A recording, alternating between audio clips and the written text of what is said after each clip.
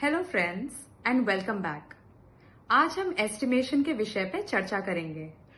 जैसे कि आप सभी जानते हैं कि एस्टिमेशन कंस्ट्रक्शन का एक बहुत महत्वपूर्ण विषय है। आई एम श्योर इस सेशन के बाद आपको एस्टिमेशन से रिलेटेड काफी जानकारी प्राप्त होगी और आप इसका लाभ उठा सकेंगे। धन्यवाद and all the best.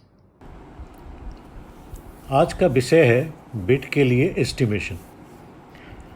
Construction estimation की दुनिया में मैं आपको प्रोजेक्ट्स को जीतने और बिजनेस में रहने के लिए एस्टिमेट लगाना होता है और टेंडर और बिड देने पड़ता है। इसका मतलब ये है कि कई रेपुटेड एंड एस्टैब्लिश्ड कॉन्ट्रैक्टर्स के खिलाफ जीतने के लिए कॉम्पिटिटिव बिड लगाना होगा, जबकि लेबर, मटेरियल्स, मशीनरीज के डायरेक्ट एक्सपेंसेस और इनडायरेक्ट एक्सपेंसेस जैसे सभी फैक्टर्स को कवर करके टोटल के साथ एक्चुअल ओवरहेड्स और प्रॉफिट ऐड किया जाता है बिड को फाइनलाइज करने के लिए। नीचे दिए गए स्टेप्स में मैंने कॉन्ट्रैक्टर के लिए मूल बातें सीखने के लिए एक प्रूवन कंस्ट्रक्शन एस्टिमेशन प्रोसेस को हाईलाइट किया है। अब मैं आपको 6 स्टेप्स फॉर एस्टिमेशन मंत्रा के जानकारी देते हैं। फर्स्ट नंबर है बिड करने के लिए सही काम चुने। दूसरा है स्पेसिफिकेशन की रिव्यू करें। तीसरा है ड्राइंग की रिव्यू करें। फोर्थ है कंस्ट्रक्शन मेथड प्रपोजल बनाएं। फिफ्थ है कंस्ट्रक्शन एस्टिमेट बनाएं। और लास्ट मतलब सिक्स्थ है decision on overhead and profit लें। अब मैं विस्तृत से बताऊंगा बिड तथा टेंडर के लिए सही काम चुने। इसका मतलब ये है कि कंस्ट्रक्शन एस्टिमेशन प्रोसेस में पहला कदम टेंडर लगाने के लिए सही प्रकार के काम का सिलेक्शन करना है। उन प्रोजेक्ट्स में टेंडर करने से बचना चाहिए जहां आपके पास लिमिटेड एक्सपीरियंस है और एस्टिमेशन प्रोसेस के दौरान गलतियां करने की अधिक चांसेस रहते हैं। नंबर 2, कंस्ट्रक्शन स्पेसिफिकेशन की रिव्यू। एज ए प्रोफेशनल आपको कंस्ट्रक्शन स्पेसिफिकेशन डॉक्यूमेंट के फुल सेट की रिव्यू करनी होगी और ये श्योर करना होगा कि आप सबसे लेटेस्ट वर्जन के साथ काम कर रहे हैं। इसके अतिरिक्त आपको स्पेसिफिकेशन डॉक्यूमेंट में mention technical specification, general condition और स्पेशल कंडीशंस की पॉइंट्स नोट करने की आवश्यकता है। टाइप ऑफ कंस्ट्रक्शन और ओनर के मैनेजमेंट टीम जैसे इंजीनियर इंचार्ज जो टीम को लीड करते हैं, उनके special power, qualification criteria, payment terms, earnest money, ये सब जानने की आवश्यकता है। इंश्योरेंस फैक्टर कितने हैं, पेनल्टी क्लॉज क्या है, एस्केलेशन प्रोविजन है या नहीं, क्लेम का प्रोविजन है या नहीं, डिस्प्यूट सेटलमेंट क्लॉज है या नहीं, ये सुनिश्चित करना आपको ज़रूरी है।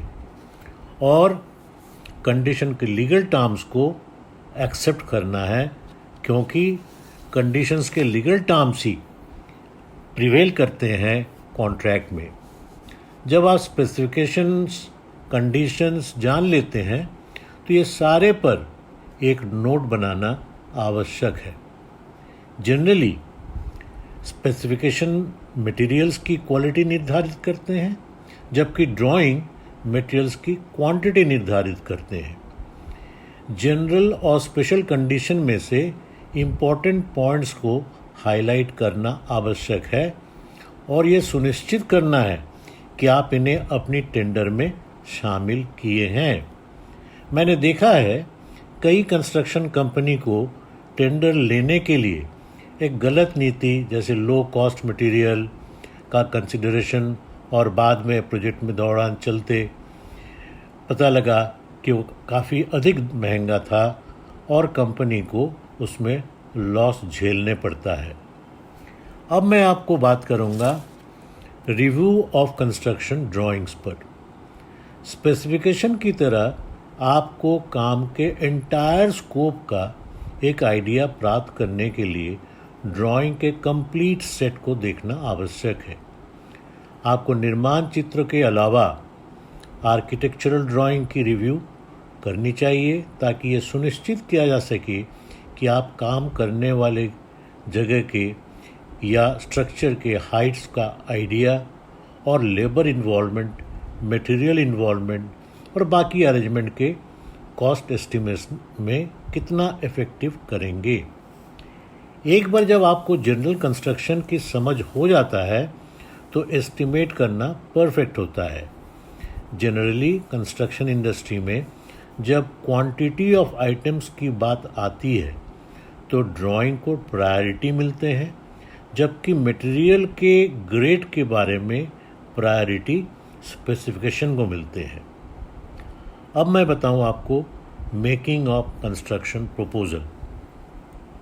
एस्टिमेटर को एक कंस्ट्रक्शन प्रपोजल बनाने की आवश्यकता होती है जो क्लियर और स्पेसिफिक शब्दों में लिखना चाहिए।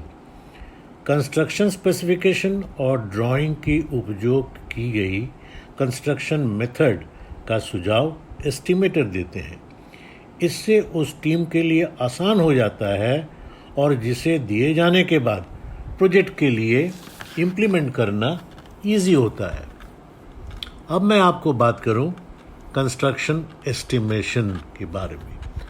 अगर आपके पास टेंडर के शेड्यूल ऑफ क्वांटिटीज़ हैं या डिज़ाइन डिवीज़न से दिए हुए क्वांटिटीज़ हैं, डिज़ाइन डिवीज़न तब देते हैं जब डिज़ाइन भी आपके स्कोप के अंदर होता है। तब आपको प्रत्येक आइटम के लिए कॉस्ट वर्कआउट करने की आवश्यकता है।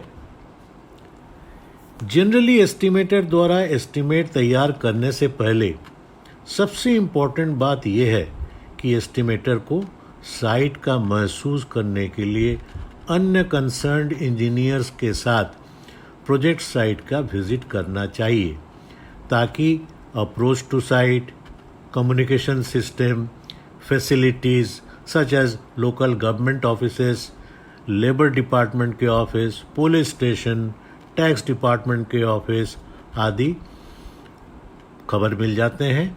और इसके अलावा source of water, source of power और अवेलेबिलिटी ऑफ मटेरियल लोकली, इसके बारे में भी जानकारी प्राप्त कर सकते हैं। साइट फोटोज़ के साथ एग्जैक्ट साइट कंडीशन के संबंध में और एडवांटेज डिसएडवांटेज सहित साइट ज्योग्राफी से रिलेटेड सभी जानकारी का कलेक्शन करना चाहिए। जब आप साइट जाएं तो ज़रूर तय कीजिए कि साइट के फ़ोटो लें ताकि एग्जैक्ट साइट कंडीशन के बारे में और उसके एडवांटेज डिसएडवांटेज पता लगे। साइट ज्योग्राफी से रिलेटेड सभी जानकारी का कलेक्शन फ़ोटो के द्वारा की जा सकती है। एक टिपिकल साइट इन्वेस्टिगेशन रिपोर्ट का सैंपल यहाँ मैं एग्जिबिट कर रहा हूँ। ये साइट इन्वेस्टिगेशन रिपोर्ट ज़रूर आप साथ में रखें और इसके सारे पॉइंट्स को फिल करें। ये आपको मदद करेगा एस्टिमेट बनाने में। एस्टिमेट तैयार करने और प्लानिंग फॉर बिड से पहले material cost, labour cost, transport cost, POL cost, indirect material cost, पानी के लिए कॉस्ट, बिजली के लिए कॉस्ट आदि की जानकारी कर लेनी चाहिए। नेक्स्ट स्टेप है मटेरियल कॉस्ट का निर्धारण करना इजी है।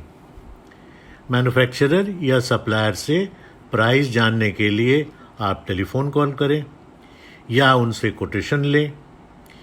और इसके साथ साथ जब आप साइट विजिट किए हैं तब आपको लोकल शॉप से मटेरियल कॉस्ट का भी कुछ अंदाज़ा मिल सकता है। लेबर कॉस्ट के लिए आपको ये जानना आवश्यक है कि आइटम पूरा करने के लिए लेबर किस किस क्लास की ज़रूरत पड़ेगी और उन क्लासों का मिनिमम वेज एप्लीकेबल उस जगह के लिए क्या है जो कि गवर्नमेंट नोटिफिकेशन के हिसाब से होता है। तो आपको कॉस्ट एस्टिमेट में उसी तरह से लेबर का एलिमेंट लेना है। हालांकि अगर गवर्नमेंट नोटिफिकेशन के मिनिमम वेज के कॉस्ट से एक्चुअल कॉस्ट ज़्यादा है लोकल के लिए, तो आपको वो ज़्यादा कॉस्ट को लेना चाहिए जब आप एस्टिमेट करते हैं। अब मैं बात करूंगा आपको डायरेक्ट कॉस्ट निकालें कैसे। डायरेक्ट कॉस्ट में labour input, material cost with tax and transportation का इनपुट, फ्यूल और रिपेयर कॉस्ट सहित मशीनरी के इनपुट्स, पाइपलाइन और पंपिंग सहित पानी की कॉस्ट का इनपुट, पावर लाइन या जनरेटर के एक्सटेंशन के सहित इलेक्ट्रिसिटी कॉस्ट के इनपुट, लेबोरेटरी कॉस्ट और लेबोरेटरी बिल्डिंग्स की कॉस्ट लेनी है, accessories with safety measures cost का इनपुट लेना है, सुपरवाइजरी मैन पावर जो साइट में होंगे उनका कॉस्ट लेना है। ये सारे कंसिडरेशन जो है ये डायरेक्ट कॉस्ट में आएंगे। अब मैं बताऊं आपको इनडायरेक्ट कॉस्ट में क्या क्या होते हैं। प्रोजेक्ट की टाइम पीरियड के लिए उनके सभी मैनेजरियल लेवल स्टाफ के cost including annual benefits, site office construction cost of site office, workshop construction cost, temporary road की कंस्ट्रक्शन कॉस्ट, अप्रोच की कॉस्ट, ये सारे टुगेदर विथ पानी के अरेंजमेंट की कॉस्ट और आपके साइट में इंस्पेक्शन व्हीकल की कॉस्ट, सिक्योरिटी अरेंजमेंट की कॉस्ट, टेम्पररी कॉलोनी की कॉस्ट, टैक्स और सेस क्या एप्लीकेबल है उस जगह के लिए, और कुछ लमसम इंसिडेंटल एक्सपेंसेस आपको इनडायरेक्ट कॉस्ट में लेना है। अगर आपका कॉन्ट्रैक्ट एस्केलेशन कॉस्ट कवर नहीं करता है तो एस्केलेशन क्लॉज को आपको इनडायरेक्ट कॉस्ट में जोड़ना है। अब मैं लास्ट पॉइंट पर बात करूं, ओवरहेड और प्रॉफिट पर। अब जब हमारे पास हमारे बिड का एस्टिमेट है तब हमें अपनी परचेज और टेंडर प्राइस जो भी कहिए पर पहुंचने के लिए उन टोटल कॉस्ट में प्रॉफिट और ओवरहेड जोड़ने की ज़रूरत होती है, जबकि प्रॉफिट एलिमेंट टॉप मैनेजमेंट द्वारा तय किया जाना है, उनकी राय लेना आवश्यक है। ये जनरली डायरेक्ट और इनडायरेक्ट कॉस्ट और ओवरहेड्स के टोटल कॉस्ट के ऊपर 1% में तय किया जाता है। ओवरहेड्स एक फैक्टर है जिसे मैनेजमेंट द्वारा तय किया जाता है, जिसमें head office expenses, head office staff expenses, project के लिए tour and travels, business development cost, ये सारे शामिल हैं। इसमें कुछ अनफोर्सिन एक्सपेंसेस भी लिया जाता है ताकि जो हमें पता नहीं लगे ऐसे खर्च इसमें कवर करे। हालांकि ये बहुत ही छोटा परसेंटेज होते हैं। अब मैं एक महत्वपूर्ण विषय पर चर्चा के लिए आपको अटेंशन ड्रॉ करता हूँ। एक एस्टिमेटर की रोल बहुत ही कॉन्फिडेंशियल है और इसलिए सावधानी ये है कि एस्टिमेटर किसी को भी अपने वर्कशीट के कुछ भी शेयर नहीं करे एक्सेप्ट जो कंसर्न टॉप मैनेजमेंट की ज़रूरत के लिए है, क्योंकि अगर उनके वर्कशीट का कोई भी पोर्शन लीक हो जाता है तो आपके टेंडर खतरे में डाल सकता है। अब मैं ये कहकर आपसे विदा लूँगा कि यदि आप सोच रहे हैं कि कंस्ट्रक्शन का एस्टिमेशन हेवी टास्क तरह लगता है तो आप सही हैं। कंस्ट्रक्शन एस्टिमेट बनाने के लिए एक सीरियस टाइम कमिटमेंट की ज़रूरत होती है, और यदि आपके पास एस्टिमेट बनाने का आइडिया और मोटिवेशन नहीं है तो ये टास्क काफ़ी बढ़ जाता है और लंबा हो जाता है और दिक्कत वाली हो जाता है।